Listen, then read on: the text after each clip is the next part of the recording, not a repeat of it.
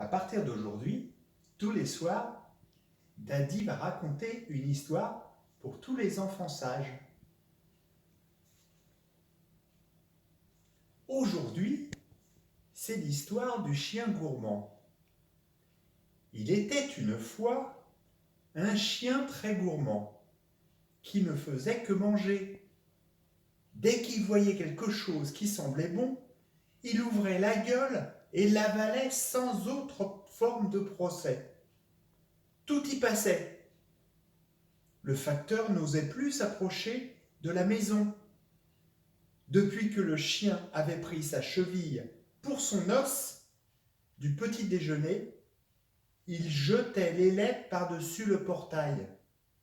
Le livreur de journaux ne se rapprochait guère plus. C'est simple. Si on voulait arriver jusqu'à la porte d'entrée, il fallait amener un bel os en cadeau. Un jour, le chien se promenait dans la rue et regardait les vitrines. C'est une de ses activités favorites, car il y avait beaucoup d'odeurs provenant des boutiques. Parfois, de vieilles dames le croyaient affamé et lui donnaient des biscuits. Devant la boucherie, le chien se léchait les babines.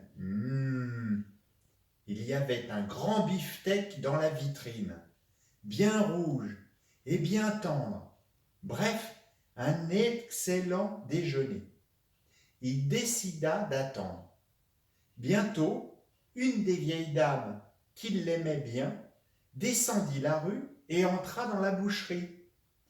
Le chien se glissa à ses côtés sans que la vieille dame s'en rende compte.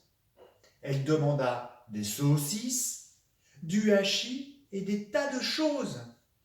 Pendant que le boucher la servait, le chien bondit sur le steak de la vitrine et sortit du magasin. Personne n'avait eu le temps de réaliser ce qui se passait. Puis, on entendit de grands cris. Ah ! Le boucher sortit de la boucherie en hurlant. La vieille dame s'évanouit et tout le monde dans la rue se lança à la poursuite du chien. Mais ce dernier connaissait les raccourcis et les ruelles. Et il s'enfuit très loin pour manger tranquillement son steak. Il courut, jusqu'à ce qu'il arrive au canal. Il allait traverser le pont lorsqu'il aperçut un autre chien, juste devant lui. Un chien qui tenait un steak bien tendre dans la gueule.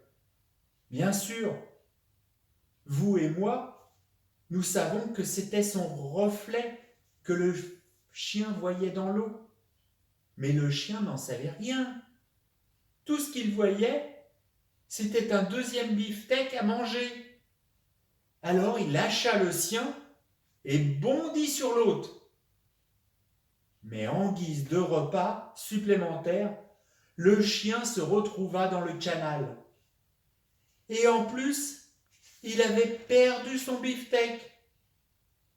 J'aurais aimé vous dire qu'après une telle mésaventure, le chien devint très sage. Mais pas du tout. Il est toujours aussi goinfre et il cherche encore où est passé l'autre chien. Voilà les petits enfants. Maintenant, vous pouvez aller faire dodo. Daddy racontera une autre histoire demain soir. Bisous!